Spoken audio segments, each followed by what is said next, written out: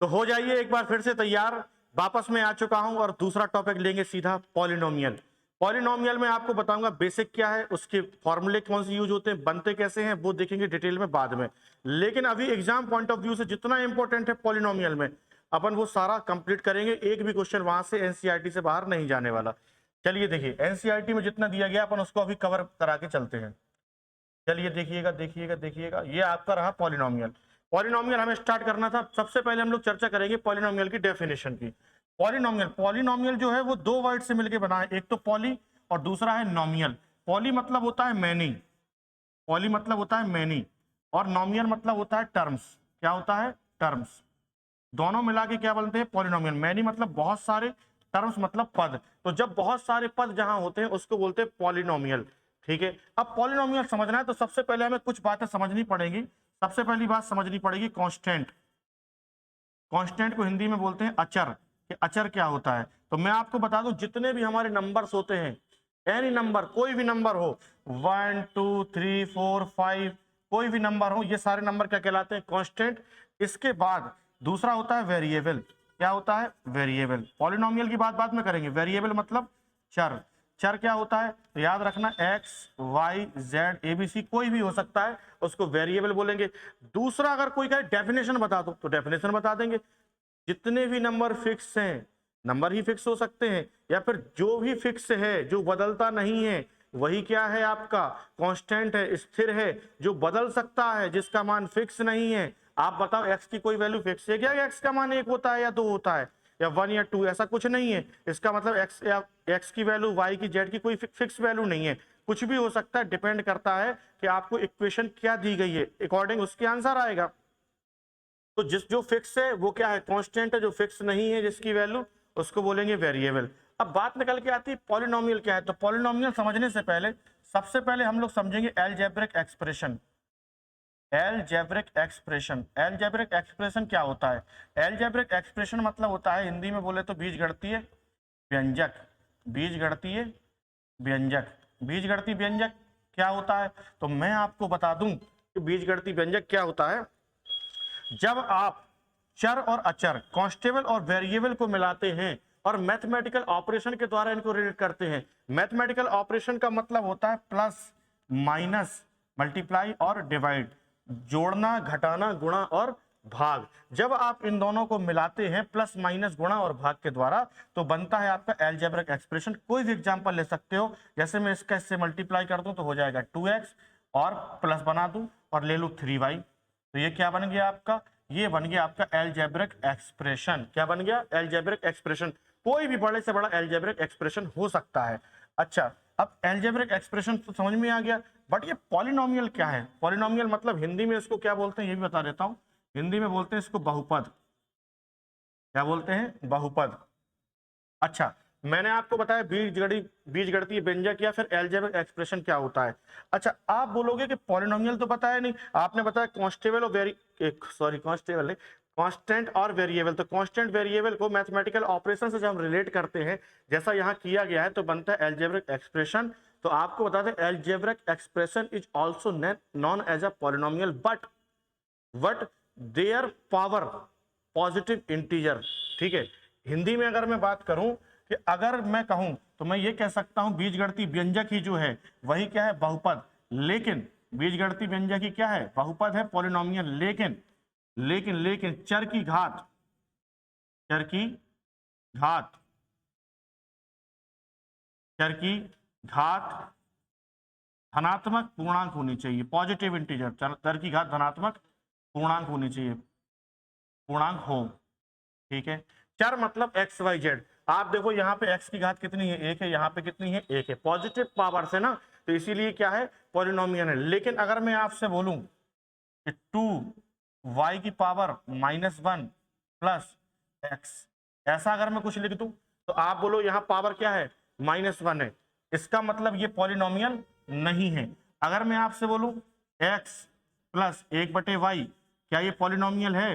तो आप बताओ कि अगर मैं देखूं यहाँ पे, तो x है, प्लस एक रूल होता है 1/y को हम लिख सकते हैं y की पावर -1 और लिख सकते हैं। इसका मतलब ये पॉलिनोमियल नहीं है, क्योंकि पॉलिनोमियल की पावर क्या होनी चाहिए? पॉजिटिव इंटीजर होनी चाहिए। ठीक है, अब पॉलिनोमियल में आते हैं टाइप।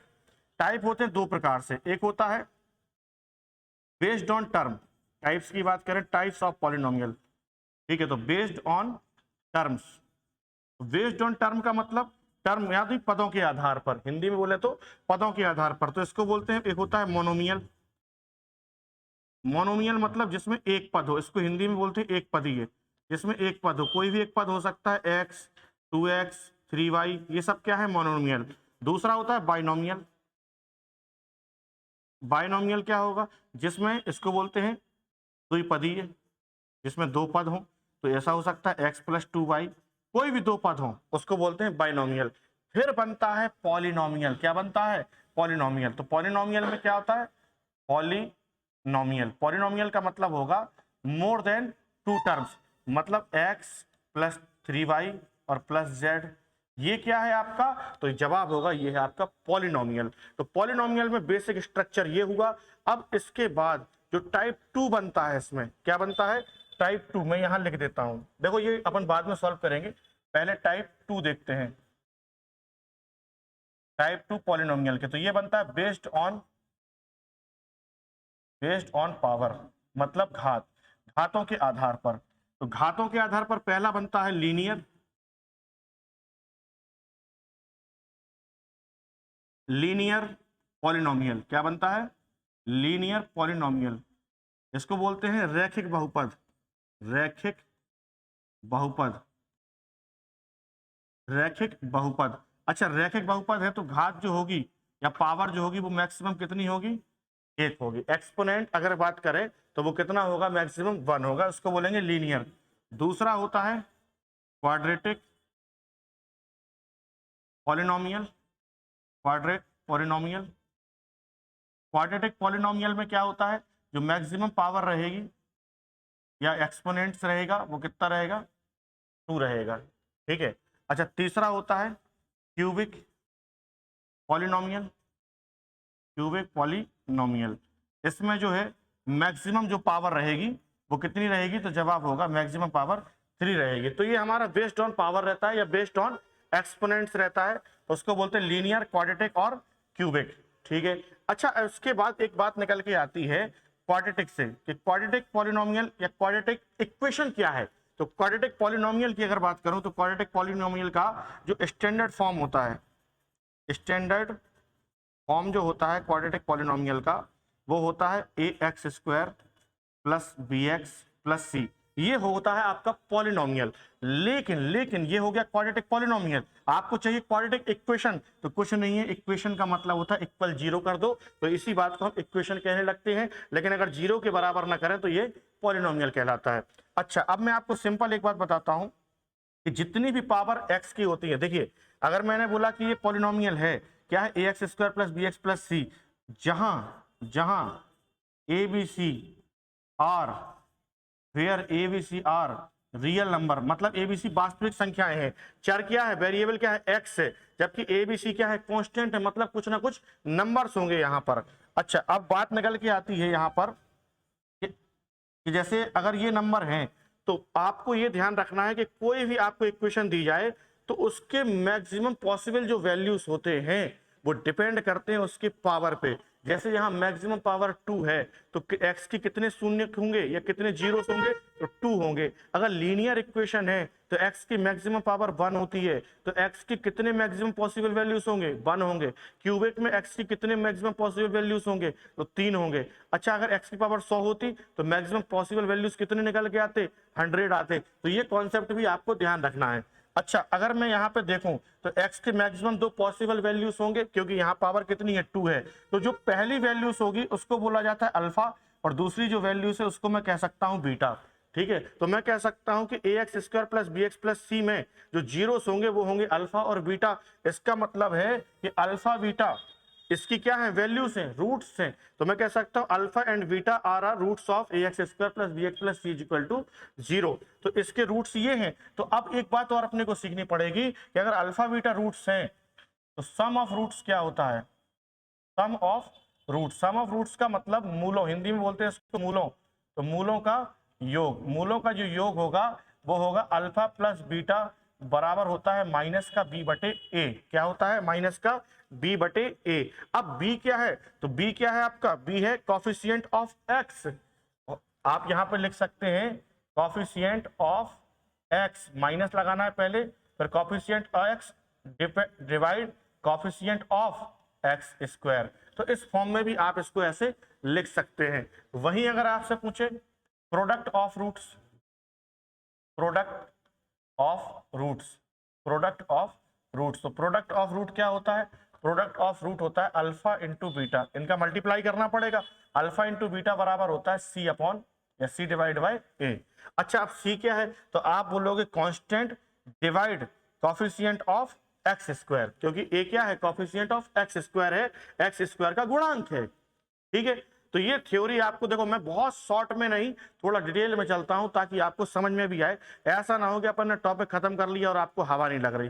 तो जो लोग थोड़ा सा पढ़ चुके हैं उनको तो एकदम बिल्कुल दिख रहा होगा, जो थोड़ा कम पढ़े उनको भी समझ में आ ही रहा होगा, और इतना ही समझना है, इतना काफी है समझने के लिए। ठीक है, ये इसका बेसिक हो गया। अब टॉप एक्सरसाइज 2.1 करते हैं। बहुत सरल है, इसमें तो मतलब कोई दिमाग लगाने की जरूरत ही नहीं है। इस तरीके से कोई भी डायग्राम आपको दिया जाए, बोला गया है कि एक बहुपद px के लिए y बराबर px के ग्राफ है, नीचे चित्र 2.10 में दिए गए हैं, प्रत्येक स्थिति में px के शून्यकों की संख्या ज्ञात करनी है। तो ये देखिए हमारी x लाइन है, x एक्सेस है, और ये वाली y एक्सेस है, x एक्सेस और y एक्सेस। तो आपको देखना है, आपको px की वैल्यू निकालनी है, px के शून्यक निकालने हैं। तो शून्यक मतलब वैल्यूज तभी आएंगे जब कोई भी लाइन एक्स एक्सेस पे इंटरसेक्ट जितने बार करेगी उतनी इसके पॉसिबल वैल्यूज होंगे। तो अगर आप देखें तो ये वाली लाइन एक्स एक्सेस को कहीं भी इंटरसेक्ट नहीं कर रही है, कहीं भी नहीं काट रही है ये वाली लाइन। मैं रेड कलर ले लेता हूं ताकि आपको समझ में आए। ये लाइन कहीं भी एक्स पे इंटरसेक्ट नहीं कर रही है, इसका मतलब है यहाँ पे जो जीरोस होंगे, नंबर ऑफ जीरोस कितने होंगे? शून्य होंगे। अच्छा, सेकेंड डायग्राम में देखें तो यहाँ पे इंटरसेक्ट किया गया, इसका मतलब नंबर ऑफ जीरोस 1। इसको देखो एक बार, दो बार और तीन बार, तो नंबर ऑफ पॉसिबल वैल्यूज 3। यहाँ पे देखो एक और दो, तो पॉसिबल वैल्यूज 2। 1 2 3 4, तो नंबर ऑफ जीरोस 4। ये देखो 1 2 3, कितने बार है? 3 बार है, तो इसका आंसर कितना हो जाएगा? 3। बोलो सही है? तो ये इसके आंसर होंगे, और ये 2.1 इसी के साथ खत्म होती है। टाइम इसलिए लगा क्योंकि बेसिक भी बताना पड़ा। और एक बार और बता देता हूं कि आपको जो ये पूरी फाइल है, ये आपको जैसे मैं लिख रहा हूं, ये अगर आप बिल्कुल ऐसे ही चाहते हैं ये फाइल, तो आपको मैं डिस्क्रिप्शन में टेलीग्राम की लिंक दूंगा और वहां पे मैं इस फाइल को डाल दूंगा। तो आप वहां पे क्लिक करना, आपको ऐसा सब लिखा हुआ मिल जाएगा जितना मैं सॉल्व कर रहा हूं। ठीक है, आगे बढ़ते हैं। और अब हमारी एक्सरसाइज शुरू होती है 2.1। तो 2.1 को समझना है तो पहले कुछ टर्म्स हमें समझने पड़ेंगे। कुछ टर्म्स समझने का मतलब, जैसे बोला गया है कि निम्नलिखित बहुपदों के शून्य ज्ञात कीजिए तथा शून्यकों और गुणांकों के बीच के संबंध की पुष्टि करिए। ठीक है, मतलब आपको बताना है, इसमें क्वाड्रेटिक पॉलिनोमियल दिया गया है, verify the relation between the zeros and the coefficient, और फाइंड क्या करना है? Number of zeros, find the zeros. तो मैंने आपको बताया है फाइंड द जीरोस, अगर एक्स स्क्वायर है तो कितने जीरोस आएंगे? 2 आएंगे। तो चलिए पहला मैं आपको सॉल्व करके बता देता हूं एक question. X square minus 2x minus 8, ठीक है, इसको बराबर लिख लीजिए 0 के। अब कैसे इसको सॉल्व करते हैं? x के दो पॉसिबल वैल्यूज कैसे निकालते हैं? देखो ये एक्स स्क्वायर है, ये x वाला है, ये कांस्टेंट टर्म है। तो कांस्टेंट टर्म का पहले इसमें गुणा करते हैं रफली। इसका गुणा करेंगे कितना आएगा? 8x square. इसको रफ में ऐसा लिख लेते हैं, फिर एक्स स्क्वायर को एज इट इज उतार देते हैं, लिख देते हैं, फिर माइनस 2x है, तो 2x को ऐसे दो पार्ट में डिवाइड करते हैं कि उनका मल्टीप्लाई करें तो 8x स्क्वायर आ जाए। तो आप बोलोगे, सॉरी, माइनस का 4x और प्लस का 2x, क्योंकि इनका मल्टीप्लाई करेंगे तो -8 इंटू एक्स, तो माइनस का 8x स्क्वायर आएगा। तो इसको ऐसे पार्ट में डिवाइड करते हैं कि अगर हम ऐड या सब्सट्रैक्ट करें तो 2x ही रहे माइनस का, लेकिन इनका मल्टीप्लाई करें तो ये आ जाए। तो मैंने इसको देखा, माइनस का 4x प्लस का 2x लिख लूं तो ऐड करूंगा तो ये आएगा, मल्टीप्लाई करूंगा तो ये आ जाएगा, और लिखना क्या है? माइनस का 8 इज इक्वल टू 0। आप देखो x यहाँ पे कॉमन आएगा, x यहाँ पे कॉमन आएगा, x -4 रहेगा, प्लस 2 यहाँ कॉमन आएगा, x -4 रहेगा, बराबर 0। ठीक है, x -4 दोनों जगह कॉमन ले लेंगे वापस, और मिलेगा x यहाँ से और यहाँ से प्लस का 2 बराबर 0। एक बार इसको 0 के बराबर करेंगे तो x -4 बराबर 0 आएगा, और इसको 0 के बराबर करेंगे तो x plus 2 is equal to 0 आएगा। तो यहाँ से x की जो वैल्यू आएगी वो 4 आएगी और यहाँ से x की वैल्यू -2 आएगी। तो देखो x के दो पॉसिबल वैल्यूज आ गए, कितने आ गए, एक आ गया 4, एक आ गया -2। अब हमसे कह रहा है कि हमें शून्यकों और गुणांकों के बीच के संबंध, मतलब जो रिलेशन है, जो रिश्तेदारी है, दोस्ती है, उसको भी प्रूफ करना है या सत्यापित करना है। तो हम जानते हैं कि मूलों का योग, भाई ये हमारे मूल ही तो निकल के आए हैं। मूलों का योग तो होता है अल्फा प्लस बीटा। तो मैं कह रहा हूं अल्फा प्लस -2 कितना आएगा, 4 में से 2 चला जाएगा, प्लस का 2 रह जाएगा। अगर मूलों का योग निकालें तो अल्फा प्लस बीटा ही होता है। आप सोच रहे हो कि यहाँ x लिखा है, इनको कैसे जोड़ दिया। मैं आपको बता दूं अलग अलग नाम नहीं है। अब जैसे x की वैल्यू में एक बार बोल दूं 4, एक बार बोल दूं -2, तो मैं x के पहले मान को अल्फा बोल रहा हूं और दूसरे मान को बीटा बोल रहा हूं। तो मूलों का योग सम ऑफ रूट्स निकालेंगे तो अल्फा प्लस बीटा 4 प्लस -2 होगा, तो जवाब आएगा 2। जबकि मैं जानता हूं कि अल्फा प्लस बीटा बराबर होता है माइनस के b/a। तो आप बताओ कि अगर मैं यहां से निकालूं तो ये क्या है, ax² plus bx plus c। अगर इससे कंपेयर आप करेंगे तो आप बताओ b की वैल्यू क्या आएगी, -2 और x² है तो a की मल्टीप्लाई यहाँ कुछ नहीं है तो कितना होगा 1। तो a की वैल्यू हो जाएगी 1 और b की वैल्यू हो जाएगी -2। तो b की वैल्यू माइनस तो लगाइए पहले से, -2 अपॉन 1, भाग देंगे कितना आ जाएगा, माइनस माइनस प्लस और डिवाइड बाय 1 करेंगे तो आ जाएगा 2।